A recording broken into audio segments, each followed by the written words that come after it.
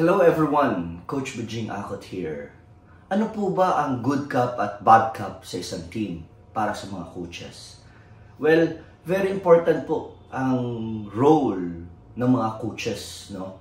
Pag sinabi natin good cup, syempre kailangan po meron pong isang coach na talagang puro motivation na kanyang ginagawa. Okay, most especially in practice and in game. Meron din naman tayong bad cup, that doesn't mean sobrang bad siya. At least siya yung nagbibigay diin sa mga sinasabi ng head coach, no? Especially pag kinakailangan i-reprimand or kinakailangan maging very strict on certain situations o kailangan ulitin maya para maging disiplinado. Ngayon, sa isang team po na puro good cup ka, hindi rin po siya magiging maganda. Kasi nga po, magkakaroon po tayo ng tinatawag familiarity.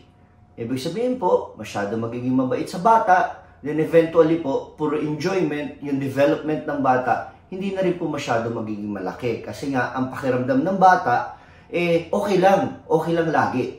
Okay lang naman po magkamali, pero kinakailangan po constantly nire-remind. Ngayon, kung paulit-ulit pong ginagawa, at hindi na sumusunod sa rules, kinakailangan naman po, si bad cup naman po ipapasok, para naman po mapaintindi sa kanya na there's accountability.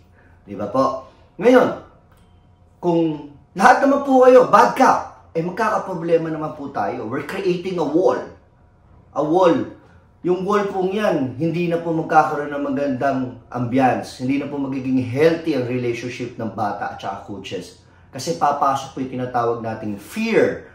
Matatakot na po sila dahil parang pakiramdam nila na sobrang, I'm scared. Lagi na lang mali ako.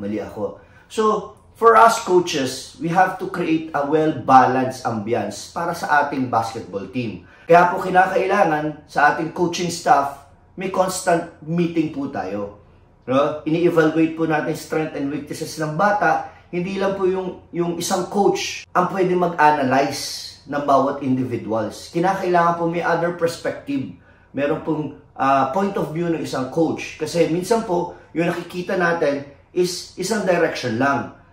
Nakakalimutan po rin natin na kinakailangan pag-aralan din po natin yung other concept or other factors, which is family, education, friends. So, pati po yung well-being ng bata. So, kinakailangan po talaga constant meeting para ma-implement po natin yung tinatawag natin good cup, bad cup. Pwede rin naman po magkaroon ng rotation. Si coach, good cup ngayon, the next day or the next week, siya na may bad cup. Para magkaroon din po ng balance. Diba? Pero yung head coach po natin can do both at the same time. Kasi nga po, sinasabi natin, kinakailangan may accountability. At the end of the day, winning, losing, si head coach ang meron po talaga responsibility. Accountable for the team.